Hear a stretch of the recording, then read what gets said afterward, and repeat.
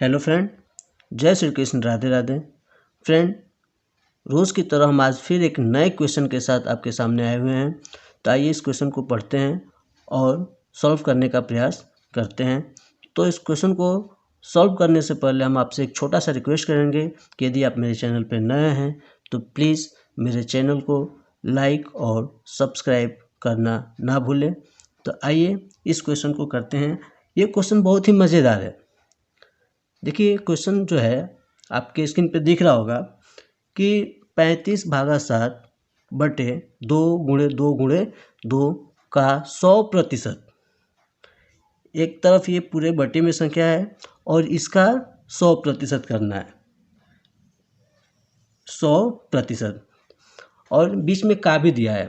तो यह क्वेश्चन बोर्डमास के नियम पे आधारित है और बोर्डमास के रूल के अकॉर्डिंग ही होगा। तो बोर्डमास का रूल हम नहीं बताएंगे, सबको पता है।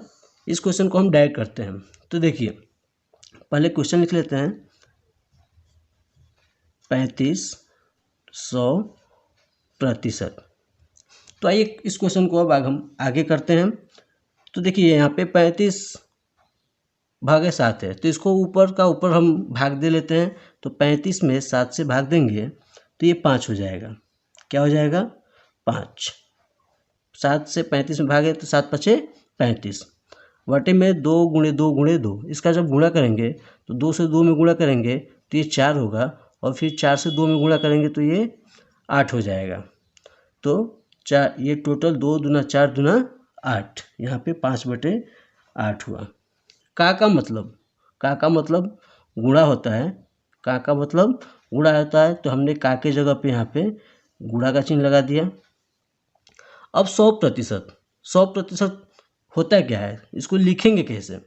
देखिए फ्रेंड, सबको पता है, जैसे यदि 5% लिखा गया होता है तो इसको बटे में बदलना होता है। तो ये 5 ऐसे ही रहता है, और बटे जब प्रतिशत हटता है तो उसी संख्या के बटे में 100 सट जाता है। यही इसका रूल्स होता है कि हम प्रतिशत को जब भिन्न में बदलना होता है तो प्रतिशत हटाते हैं और उसी संख्या के बटे में 100 को सटा देते हैं।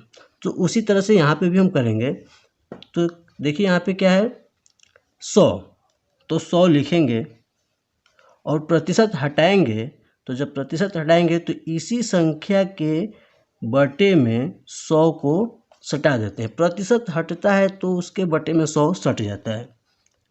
ये यहाँ तक आप लोगों को एकदम क्लियर समझ में आ गया होगा। अभी देखिए, ये भिन्न का गुणा बन गया, 5/8 × 100/100। तो देखिए यहाँ पे 100/100, ये फिर ये कट जाएगा, टोटली कट के 100 से 100 कट जाएगा, तो ये 1 हो जाएगा। क्या हो जाएगा? 1।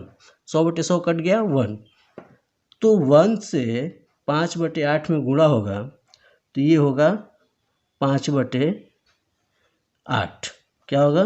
5/8।